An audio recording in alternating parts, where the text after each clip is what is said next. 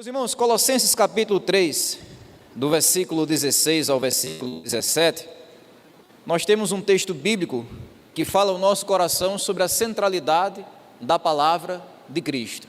A centralidade da palavra de Cristo. E Colossenses 3, do 16 ao 17, os irmãos também podem acompanhar no nosso data show, no nosso slide, diz isso: que a palavra de Cristo habite ricamente em vocês, instruam e aconselhem-se mutuamente em toda sabedoria, louvando a Deus com salmos, hinos e cânticos espirituais, com gratidão no coração. E tudo que fizerem, seja em palavra, seja em ação, façam em nome do Senhor Jesus, dando por Ele graças a Deus Pai. Eu confesso a vocês que esses versículos bíblicos são os dos meus versículos preferidos da Bíblia, sabe, o texto que eu mais gosto de ler, de reler e de meditar na palavra de Deus. O que mais sempre me encantou, o que mais sempre chamou a minha atenção nesse texto bíblico aqui, é que Paulo, mesmo usando poucas palavras, mas ele traz com muitos detalhes como funciona a vida de uma pessoa centrada na palavra de Jesus. Paulo está mostrando para nós como é a rotina, como é o dia a dia de uma pessoa que leva a Bíblia a sério. Ele está mostrando como é a caminhada de uma pessoa que coloca a palavra de Deus em primeiro lugar, que prioriza a Bíblia, que prioriza a palavra de Deus sobre todas as coisas. É bem verdade, meus irmãos, que hoje nós vivemos num cenário evangélico, onde muitos ditos crentes têm negligenciado a importância da palavra, onde muitos crentes têm colocado a palavra de Deus, não em primeiro, mas às vezes em terceiro, em quarto e talvez em quinto, 10º lugar na vida que eles vivem. Uma geração de evangélicos que muitas vezes têm vivido mais de acordo com o próprio coração do que de acordo com a revelação de Deus na Bíblia, que tem vivido, que tem agido mais de acordo com os impulsos que surgem aqui dentro do que com as palavras que estão registradas aqui fora na palavra de Deus. Mas é nesse texto bíblico que Paulo mostra para nós que o verdadeiro crente, que o cristão sério e bíblico é aquele que vive de acordo com a palavra, é aquele que vive como o Senhor Jesus Cristo disse lá no deserto, é aquele que vive de toda palavra que sai da boca de Deus. São crentes que priorizam a palavra, crentes que estão centralizados na palavra de Cristo. E aqui nesse texto o apóstolo Paulo, ele vai descrever essa centralidade da palavra de Deus, essa importância da palavra de Deus, pelo menos em 4 áreas da nossa vida. Paulo vai dizer que a palavra de Deus tem de ser central no nosso coração, tem de ser central também na nossa comunhão, tem de ser central na nossa adoração e também na condução da nossa vida. É com essas 4 ideias aqui que o apóstolo Paulo vai nos apresentar com muita clareza a relevância única e especial que a palavra de Deus deve ocupar em nossas vidas. O primeiro assunto então de Paulo é dizer que a palavra de Deus ela precisa ser central aqui dentro, no nosso coração. É a palavra que deve encher a gente por dentro. Ele diz assim, que a palavra de Cristo habite ricamente em vocês. Quando Paulo usa essa expressão, a palavra de Cristo, ele está simplesmente se referindo a tudo aquilo que o Senhor Jesus de forma direta, e também se referindo a tudo aquilo que os outros ensinaram sobre o Senhor Jesus Cristo. Em nossa época, podemos dizer, uma vez que a palavra agora está completa, como não estava nos dias de Paulo, nós podemos dizer que essa palavra de Cristo que ele menciona aqui, é toda a palavra de Deus, é o Antigo e o Novo Testamento, isso porque Jesus Cristo, ele é o coração da Bíblia. Tudo que está registrado na Bíblia, ou é uma preparação para Jesus, ou é uma ilustração de Jesus, ou é uma profecia que aponta para Jesus. Jesus é o coração dela. É o coração, é o epicentro, é o sol, é o coração da palavra de Deus. Então, profecias, visões, preceitos, mandamentos, narrativas, histórias, a sabedoria, a poesia, as canções, as visões, tudo que está escrito aqui na palavra de Deus, encontra o seu propósito e o seu cumprimento em Cristo. E é justamente essa palavra que nos revela a glória do Senhor Jesus Cristo, que nos revela a sua centralidade, a sua importância na história, não só do mundo, mas na nossa história pessoal, na história da salvação. É essa palavra que Paulo diz, que deve habitar no nosso coração. E quando Paulo fala sobre coração, vocês sabem, ele não está falando sobre esse órgão físico que a gente tem aqui dentro, bombeando sangue para tudo que é lá no nosso corpo. Quando Paulo fala sobre o nosso coração, como até está em algumas traduções aqui, a palavra estando em nosso coração, ele está falando sobre a sala de controle da nossa vida. Ele está falando sobre aquilo que nós somos por dentro. Ele está falando sobre a nossa alma. Ele está falando sobre aquela parte do nosso ser que é a parte mais decisiva de quem nós somos. Aquela parte que define todo o resto. O coração aqui nada mais é do que o lugar onde nossas vontades, alegrias, tristezas, desejos, pensamentos, sonhos, o lugar onde tudo está acontecendo, é no volante, é na direção da nossa vida. E é justamente lá onde a palavra de Deus deve estar. É na parte mais importante de quem você é. No seu coração. Quando Paulo estava escrevendo isso aqui, ele estava escrevendo para uma igreja de Colossos, que estava enfrentando um perigo muito sutil com falsos mestres.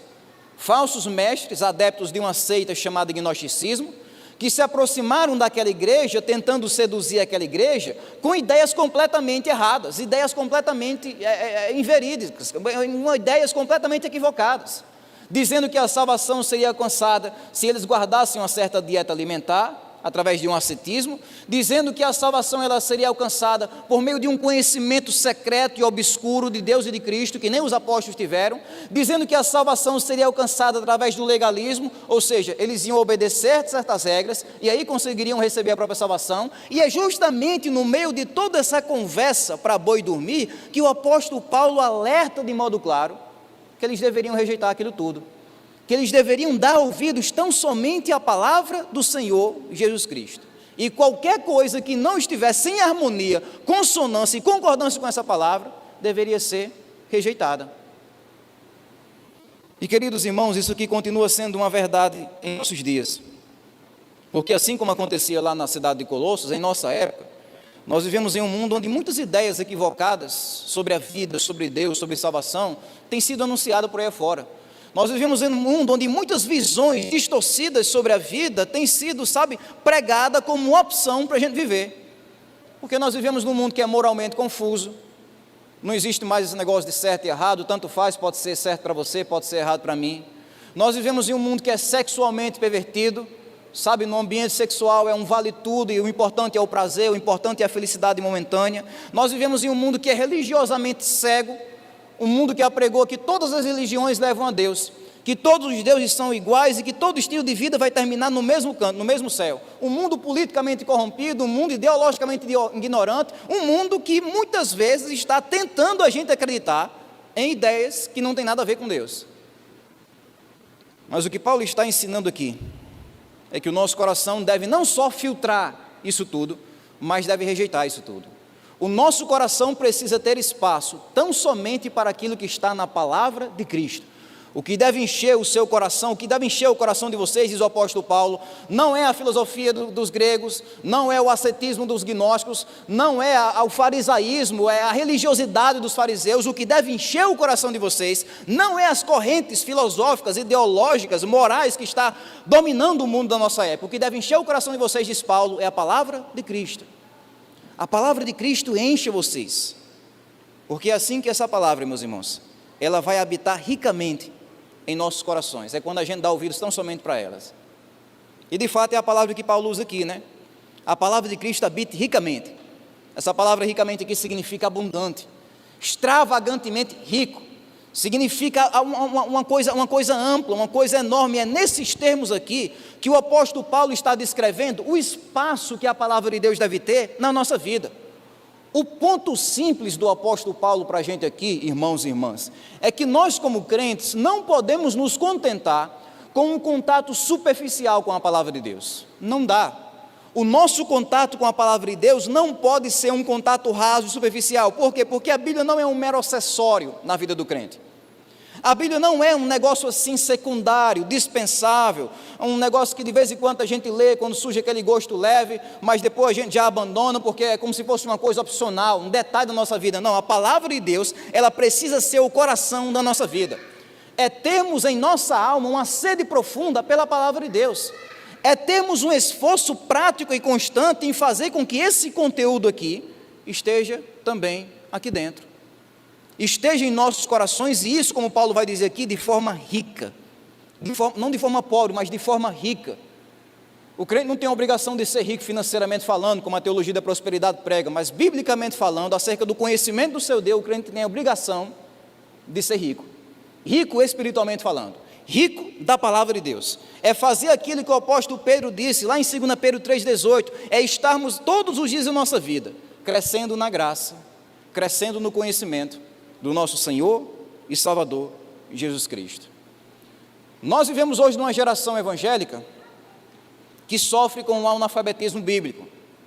Crentes que procuram Hebreus no Antigo Testamento, crentes que procuram Crônicas no Novo Testamento, crentes que se perguntam se Sofonias é um livro bíblico.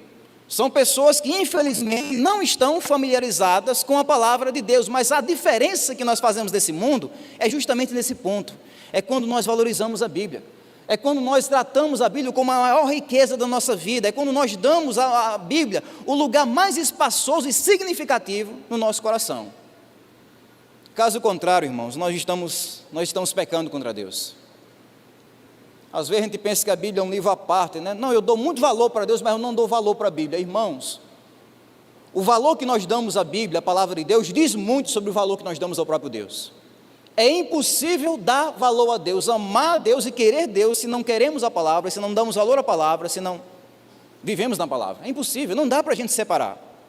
Então, se a sede que a gente tem, sabe, se o espaço, por exemplo, que a Bíblia ocupa no nosso coração, ou na nossa vida, é simplesmente o espaço do armazenamento que ela ocupa nos nossos celulares, se o espaço que a Bíblia ocupa em nossas vidas é simplesmente o espaço daquela estante empoeirada ali na nossa casa, se a nossa sede pelas coisas desse mundo, se a nossa vontade de conhecer as coisas desse mundo supera a vontade de conhecer a Jesus na Bíblia, nós estamos pecando.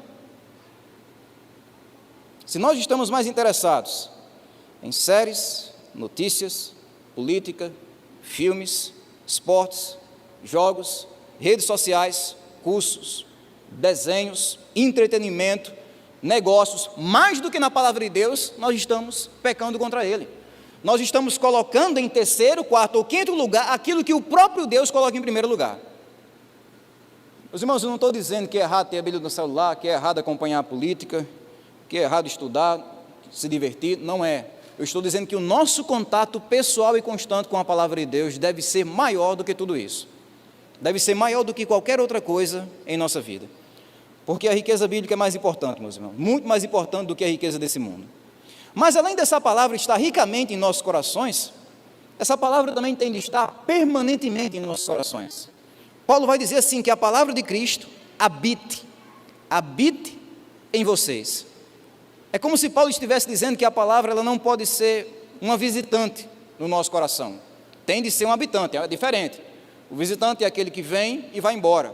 O visitante é temporário, é passageiro.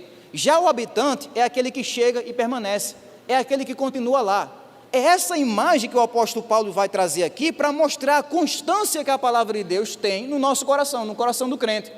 Sabe qual é a imagem do texto aqui que Paulo fala sobre essa ideia da palavra habitar? É o dono de uma casa.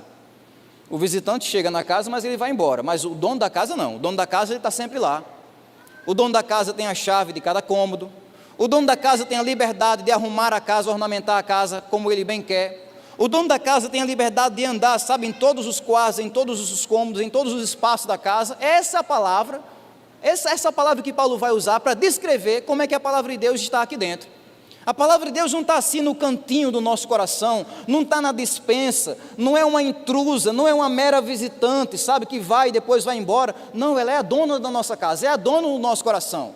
Ela entra em qualquer área da nossa vida, não existe isso do crente. Olha, a palavra de Deus, ela vai guiar a minha rotina ao domingo à noite, mas a palavra de Deus não vai guiar a maneira como eu lido com o meu dinheiro. Isso aqui é eu que lido. A palavra de Deus não vai guiar a maneira como eu namoro, a maneira como eu me comporto na família. A palavra de Deus não vai guiar a maneira como eu sou um profissional lá fora. Não, a palavra de Deus ela vai guiar só aqui, minha vida religiosa. Não existe isso. A palavra de Deus tem de ser a dona, ter a liberdade e a constância de estar em nosso coração e arrumar o nosso coração como ela quiser. É por isso que a palavra de Paulo aqui, que ele usa, é uma palavra imperativa, não é uma opção, é um dever, é uma ordem, é um mandamento. É a palavra de Deus estar constantemente afetando, transformando e moldando o nosso coração. Então, meus irmãos, não se trata só da gente ler a Bíblia aos domingos à noite quando estamos aqui. não se trata só da gente ler a Bíblia quando estamos nas programações da igreja. Meus irmãos, não se trata nem mesmo da gente ler a Bíblia apenas no momento devocional e depois se esquecer de tudo que a gente leu. Mas se trata da gente estar, sabe, fazendo com que essa palavra ela venha habitar constantemente no nosso coração, como está no Salmo 1. Bem-aventurado é aquela pessoa que medita na palavra de Deus dia e noite. Ela pode não estar com os olhos dela na palavra, mas a mente dela, o coração dela está na palavra. É a constância da palavra de Deus habitando e transformando no coração do crente continuamente. Então é assim que ela se torna o centro do nosso coração. É quando a gente lê, persevera e se submete a ela com toda a nossa vida. Mas além disso, outra centralidade que a palavra de Deus também tem de ter na nossa vida, agora a gente parte do individual para o comunitário, para a nossa vida em comunhão, é que a palavra de Deus, como Paulo vai dizer aqui, ela precisa ser central na nossa comunhão, no relacionamento que nós temos uns com os outros, não só no relacionamento que você tem consigo mesmo, mas no relacionamento que você tem com os seus irmãos na fé. E isso acontece como? Paulo vai dizer, isso acontece primeiro através do ensino. Instruam uns aos outros. Essa aqui é uma consequência natural do que Paulo vem tratando. Aqui a gente observa uma ordem, sabe? Se você tirar uma peça aqui, o resto cai, é uma ordem. Paulo disse o quê? Que a palavra de Deus tem de estar dentro do povo, dentro de cada coração. Quando essa palavra, ela está dentro do povo, quando cada crente lê a Bíblia, medita na Bíblia, tem constância na Bíblia, essa palavra de Deus também vai estar aqui, ó, entre o povo, entre nós, sabe?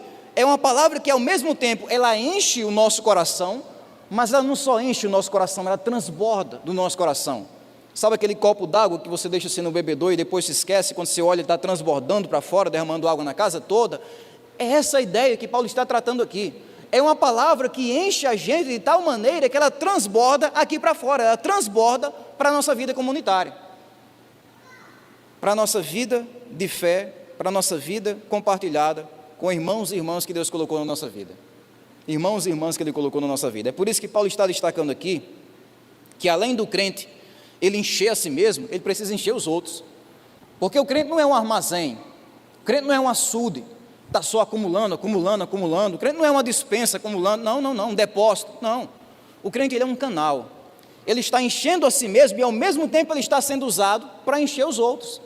Ao mesmo tempo que Deus está, que ele está vivenciando coisas com Deus, conhecendo a Deus, sabe, sabendo de experiências com Deus, ele também usa tudo isso para abençoar os outros. E como Paulo vai dizer aqui, isso acontece através do ensino, né? Acontece através do ensino. Não é a única forma do crescimento acontecer entre nós. Paulo vai falar sobre cantar, vai falar sobre aconselhar, mas a principal forma da gente crescermos juntos espiritualmente é através do ensino. É através da educação espiritual. É quando nós crescemos juntos ao ouvirmos a palavra de Deus. O que está acontecendo nesse momento? Na exposição da Bíblia, na explicação da Bíblia, na pregação da Bíblia, na instrução da palavra. É assim que a gente cresce uns com os outros, ouvindo e valorizando o ensino. Meus irmãos, para o crente, pregação, ensino, explicação da palavra é coisa séria. Nós precisamos valorizar a nossa educação espiritual. Nós precisamos ter os nossos ouvidos abertos para onde estiver uma boca aberta falando sobre a palavra.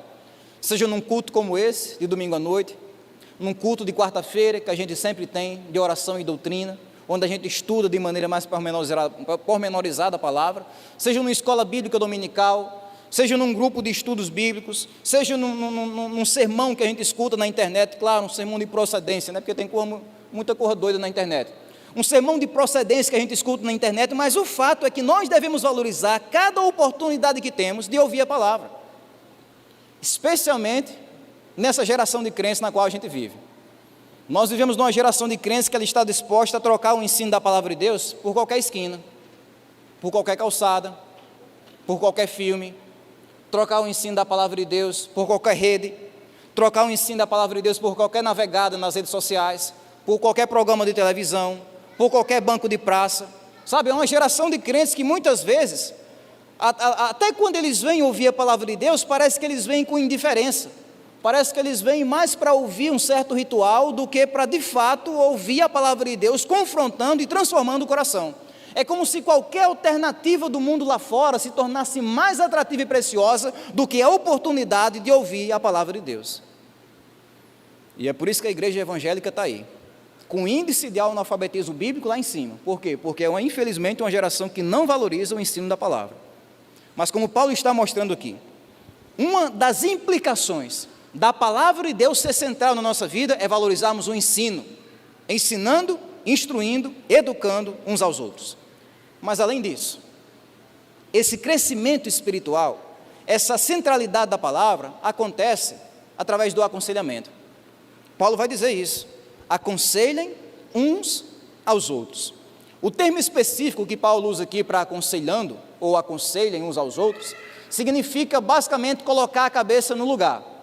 Essa é a ideia que Paulo está ventilando aqui. Ele sabe que muitas vezes, por causa de algum sofrimento, de um pecado, por causa de uma tentação, por causa de uma ilusão ou de uma mentira acreditada, ele sabe que muitas vezes existem situações na vida do crente que tiram a nossa cabeça do lugar.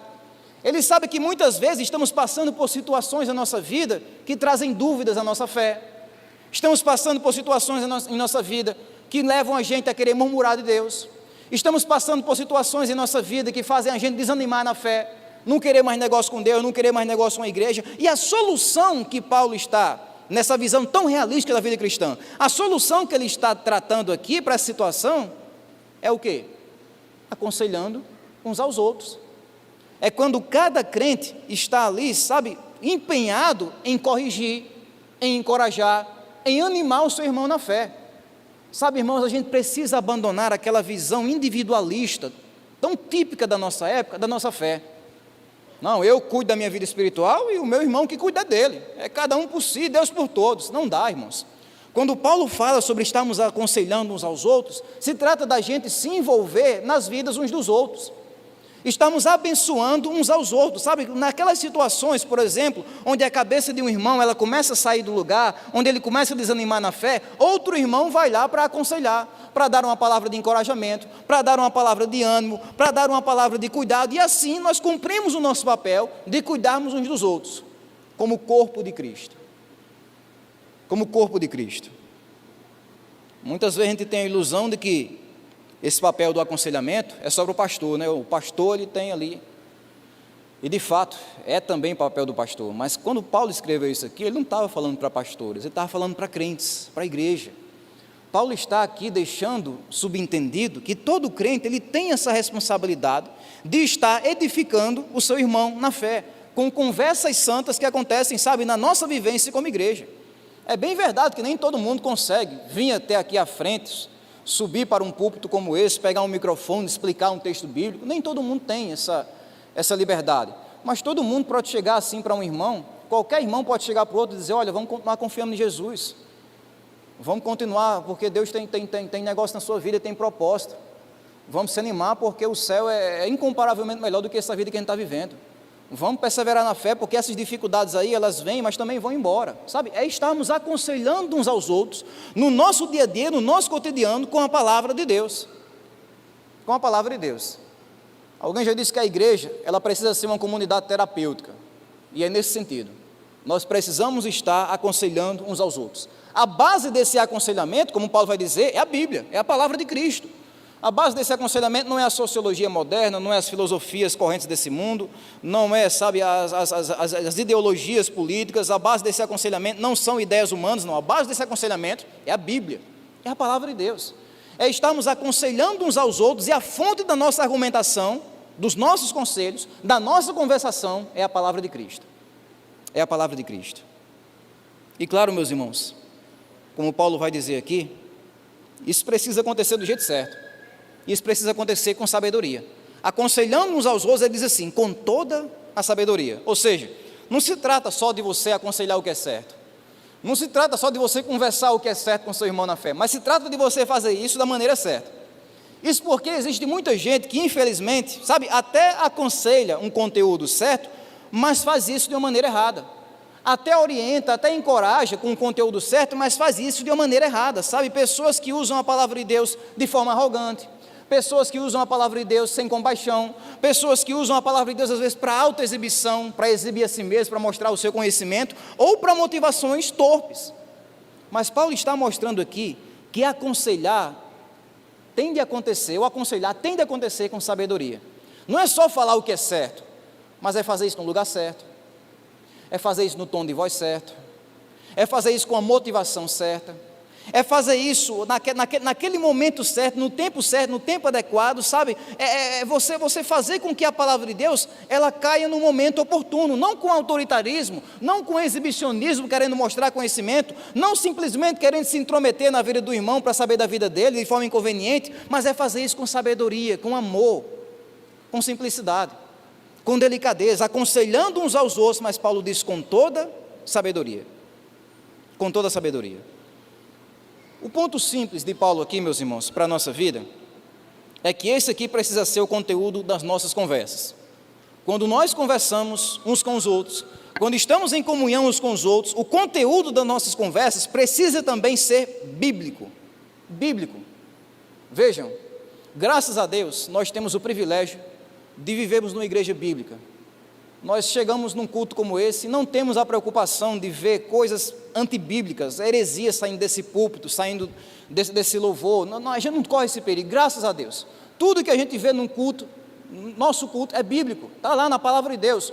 Ou a gente está lendo a palavra, ou está cantando a palavra, ou está pregando a palavra, ou está vendo a palavra na ceia do batismo, é a palavra lida, cantada, pregada, orada, tudo a palavra. Graças a Deus então, porque a palavra é o centro do nosso culto. Mas irmãos, será que a gente enxerga a centralidade da palavra também fora do culto? Tudo bem, quando a gente está aqui, a gente canta a Bíblia, prega a Bíblia, mas quando a gente está lá fora, será que a gente conversa sobre a Bíblia? Será que a Bíblia tem sido presente em nossos diálogos, em nossa rotina, no horário do café do trabalho, no horário do lanche da escola? Será que a palavra de Deus tem nos acompanhado em nossas casas?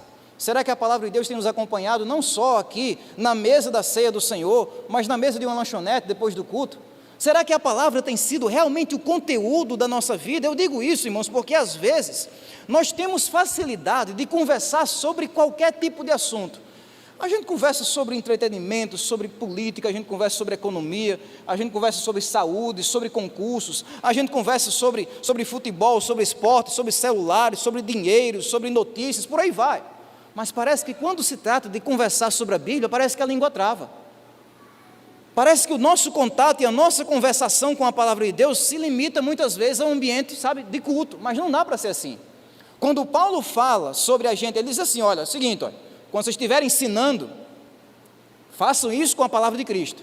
Mas quer saber, quando o ensino terminar, quando o culto terminar, quando vocês estiverem lá fora, continuem conversando uns com os outros, aconselhando uns aos outros com a palavra de Cristo. É essa constância que a palavra de Deus precisa ter em nossa vida. Porque é assim que a palavra de Deus ela vai tocar cada área da nossa vida e cada pessoa da nossa igreja. É quando nós temos a facilidade de conversar sobre ela, a mesma facilidade que a gente tem de conversar sobre qualquer outro assunto da vida. Sobre qualquer outro assunto da vida. É a palavra sendo central em nossa comunhão. Mas além disso, meus irmãos, para a gente prosseguir, a palavra de Deus também tem de ser central na nossa adoração. Na nossa adoração. É outro ponto de Paulo aqui. Ele diz que a nossa adoração, ela precisa ser centrada em Deus, como está no texto aí, né? Louvando a quem? Louvando a Deus. Isso quer dizer que o alvo exclusivo das músicas, hinos, canções que nós entoamos aqui na igreja, precisa ser tão somente esse, Deus.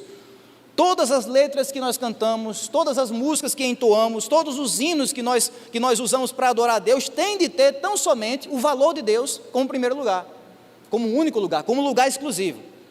Pode ser um negócio simples, irmãos, mas hoje nós vivemos num cenário evangélico, onde as músicas deixaram de adorar a Deus. Eu não estou falando de música do mundo não, forró, funk, estou falando de música às vezes de crente, sabe? Música de uma pegada evangélica. Músicas que muitas vezes, sabe, são produzidas no mercado gospel, músicas que muitas vezes são feitas, são gravadas mais para viralizar no YouTube do que de fato para edificar vidas. Músicas que muitas vezes são produzidas mais para emocionar do que para edificar. Músicas, produtos de um mercado gospel, sabe, que é feito mais para lucrar, mais para ganhar dinheiro do que para ensinar alguma coisa sobre Deus ou para glorificar a Deus.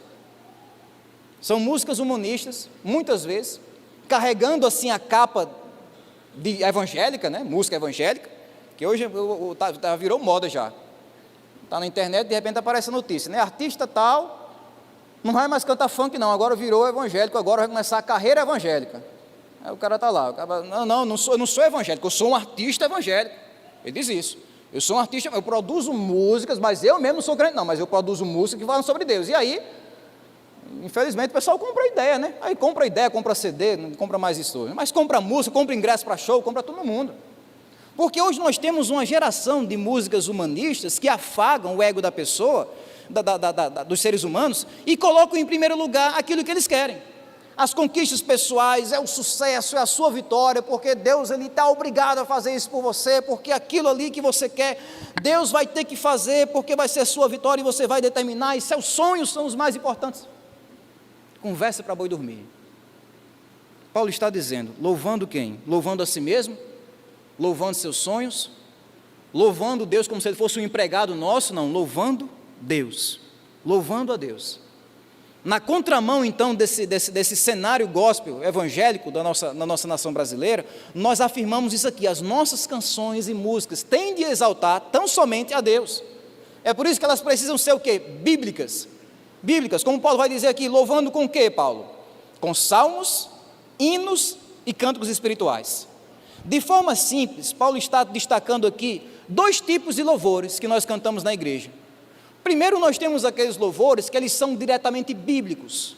São canções que são extraídas assim, diretamente da palavra de Deus. Não muda nada, a gente pega um texto aqui bíblico, a gente arruma um ritmo e canta, que é o caso dos salmos, né? Quando a gente canta um salmo aqui, é um louvor que não tem nem para que analisar, é bíblico e bíblico 100%. Mas tem outras músicas que, apesar de não serem diretamente inspiradas, bíblicas, e não estarem aqui literalmente na palavra, são hinos, são cânticos espirituais. São canções que têm um teor bíblico, que têm um conteúdo bíblico e que é totalmente adequado que a gente cante elas na igreja. O ponto central do apóstolo Paulo aqui, ao falar sobre salmos, hinos e cânticos espirituais, é que nós precisamos cantar só o que está na palavra de Cristo. É por isso que, vez por outra, né, Marclés, a gente está no grupo da banda e a gente fica conversando sobre uma letra, sobre outra letra. E aí, essa letra aqui, o que é que você acha dela? E aí, o que é que essa parte aqui, será que pode ser entendida de outra forma? Por quê? Porque a gente tem de ter essa preocupação, e os nossos músicos, glória a Deus, têm isso, essa preocupação de estarmos cantando canções bíblicas, canções espirituais que são canções que fazem sentido com aquilo que o Espírito Santo revelou, que fazem sentido com aquilo que está na palavra. Não basta ter boas intenções, bons sentimentos, boas entonações, poesias, métrica, divisão de voz, um coral ou o que for. É preciso ter um bom conhecimento de Deus, uma boa teologia, canções bíblicas, salmos, hinos e cânticos espirituais. Mas além disso, essa adoração, além de ser bíblica, ela precisa também ser uma adoração grata, precisa ser uma adoração de coração, louvando com o que o texto diz? Com gratidão no coração. É louvando não só com a verdade, mas louvando também com a sinceridade. É louvando não só como a gente canta, né, em espírito, aqui dentro, mas louvando também em verdade, aqui na palavra. É louvando a Deus com essa sinceridade e a verdade estando no mesmo coração. É não uma adoração forçada, não uma adoração da boca para fora, não uma adoração cerimonial, ritualística, porque a gente tem que cantar, não, mas é uma adoração que nasce no peito, é uma adoração que flui da alma. É uma adoração grata, louvando a Deus, Paulo diz, com gratidão no coração. Meus irmãos, porque é isso aqui que torna o louvor aceitável. É isso aqui, é isso. Um louvor que tenha verdade, que esteja aqui na palavra, uma letra que de fato reflita o que Deus ensinou na Bíblia, e um louvor que tenha sinceridade. Um louvor que venha realmente do nosso peito, não é nem tanto aquilo que acontece aqui fora. Se a gente canta com as mãos levantadas ou abaixadas, se a gente canta de olhos fechados ou de olhos abertos, se a gente canta, isso tudo tem o seu lugar, tem a sua importância, é dada a individualidade e espontaneidade de cada um, agir como quiser na hora do louvor. Mas o que é essencial de cada pessoa no louvor, é que tenha o coração. Então, se as mãos estão levantadas ou abaixadas, se os olhos abertos ou fechados, se o rosto está enxuto ou está lacrimejado, o importante é que o coração esteja aquecido, o coração esteja dedicado, o coração esteja ali grato diante de Deus por tudo aquilo que Ele fez por nós e por tudo aquilo que Ele nos deu através de Jesus Cristo, cantando ao Senhor com gratidão no coração, com gratidão no coração. Mas em último lugar, meus irmãos, além da palavra de Deus ser central na nossa adoração, ela precisa ser central também na nossa condução, na maneira como a gente vive. O verso 17, o apóstolo Paulo diz que a palavra de Deus tem de ser central em tudo que nós fazemos e dizemos. Ele diz assim: tudo que fizerem, seja em palavra, seja em ação. É com essas palavras aqui que Paulo ele abarca, sabe, a totalidade da nossa vida. Ele não deixa nenhum segundo da nossa vida de fora quando menciona essas duas coisas, o que vocês fizerem em palavras, o que vocês fizerem em ação. A conduta total da vida do crente precisa orbitar tão somente em torno da palavra. Ela precisa ser o sol da nossa vida, isso é natural. Lembra que eu disse para vocês que é uma cadeia de acontecimentos? Quando o coração ele está, como Paulo disse no início, quando o coração está inundado da palavra, o comportamento automaticamente vai estar santificado pela palavra. É uma pessoa que se encheu aqui dentro e que a palavra de Deus começa a aparecer aqui fora. Crentes que agem, que vivem de um jeito santo, na totalidade da vida deles. Lembrem disso, Paulo não diz tudo que vocês fizerem na igreja, façam em nome de Jesus, tudo que vocês fizerem no culto, não, ele não traz condições. Ele diz tudo que vocês fizerem, em qualquer lugar onde vocês vão estar, é no mercado, é no trabalho, é no trânsito, é na faculdade, na escola, no lazer, no esporte, em casa, com a família, tudo que vocês estão fazendo em todos os lugares, deve refletir esse compromisso inabalável de viver a palavra, de viver tão somente aquilo que a palavra ensina. Porque, meus irmãos e irmãs, é esse compromisso de honrar a palavra com a nossa vida, toda a nossa vida, que vai fazer o mundo entender a grandeza do evangelho que a gente prega, que vai fazer o mundo entender a grandeza do evangelho que a gente canta, que a gente anuncia. É o que Paulo termina dizendo, a palavra de Deus tem de ser central naquilo que nós apresentamos.